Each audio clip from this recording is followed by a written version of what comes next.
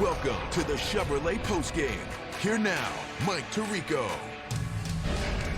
Green Bay Packers win next week, and they are in the playoffs. They beat Seattle 30-13, changing a long run of the home team being dominant in this series. They come out to Seattle and get the victory. Our players of the game tonight: Jordan Love, really sharp in the first half. Josh Jacobs, who set the tone at the beginning.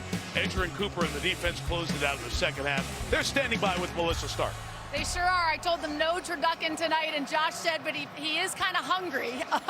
But anyway, they deserve it. So, Jordan, I'm going to start with you because you guys come in here and control this game. How did you do it? Yeah, it's all about the way we started the game. You know, we preached that all week. Came out here, started fast, was able to put up some points, and, defense got some stops for us. And this is known for being one of the loudest stadiums in the NFL, but we could hear your fans chanting, "Go, Pack, go." How big was that? That's big time. You know, the Packer fans show out to every away game. You know, we heard all week, I've never played here, that's going to be loud. It was a loud environment, but the Packer fans showed out today. Yeah, they sure did. And you told me that in the offseason you had a bucket list. There was only one thing on it: play for a contender. Why do you believe so much in this team? Man, I see the work that they put in each day.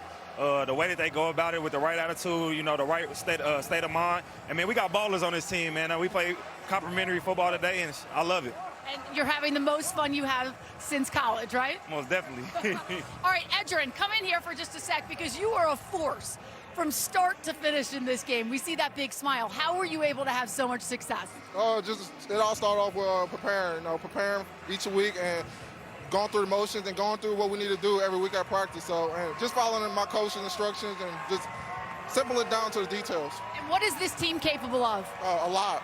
Just like Josh said, the work that everybody putting in, we all want it bad. We all want it bad. That's awesome. Congratulations, guys. Thanks, Melissa. Second-round pick out of Texas A&M. Edgerrin Cooper, named to watch. His speed adds a difference to this team. All right, here's the NFC playoff picture as we put it to bed on Sunday, December 15th. The Lions at 12-2, still the one because they only have one conference loss. Then Philadelphia. Minnesota also in, so 3 of the 7 spots spoken for. Tampa Bay has the lead in the NFC South, and the Rams are now atop Seattle because of their head-to-head victory. Those two teams play last week of the season. And the other team in the NFC West could be looking at that last spot for a wild card. Washington got a big late victory. Jordan Love's got some jersey options there. He's trading, he's celebrating. Most Packer fans are going to be great on the Peacock postgame. All the cheeseheads who made the trip are going to have a good time tonight. Speaking of Peacock, so much ahead this week. Start with the Golden Globe nominated the Day of the Jackal.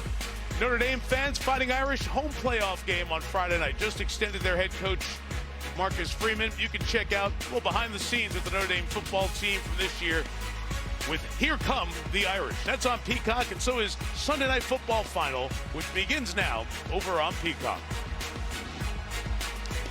And for those of you staying with us, Chris and I have 2 games to look forward to. Texans and Chiefs next Saturday, Bucs and Cowboys next Sunday night. We'll preview both right after this.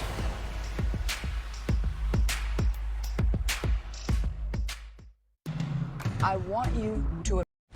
Welcome back to the Chevrolet postgame.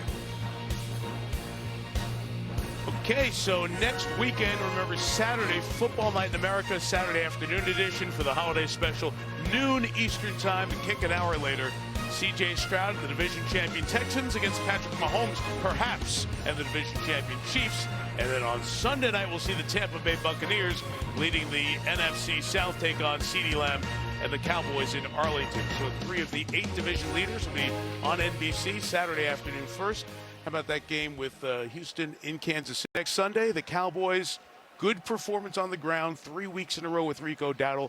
The Tampa Bay Buccaneers, how about that win today in L.A. against the Chargers? Yeah, and Baker Mayfield has now for the 2nd straight year come in there, and nobody really thought Baker Mayfield was going to be the answer, following Tom Brady and all that kind of stuff.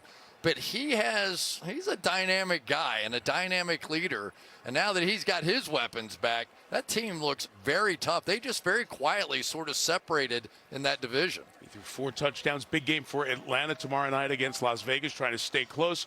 Tampa Bay has the edge. We'll see the Buccaneers and the Cowboys next Sunday night from Arlington on NBC. Tomorrow morning on the Today Show, we're going to talk Seattle Flair. Go inside the game with the Seattle Seahawks and their infamous live mascot. Tame of the Hawk, patrolling the skies around Lumen Field. That's tomorrow morning on Today, right here on NBC.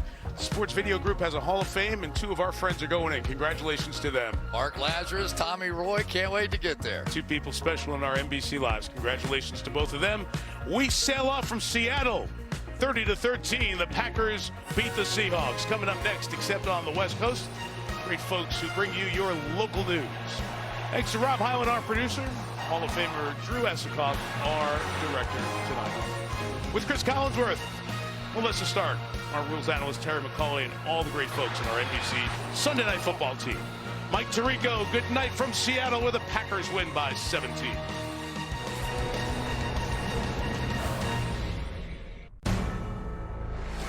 NBC Sports thanks you for watching this presentation of the National Football League.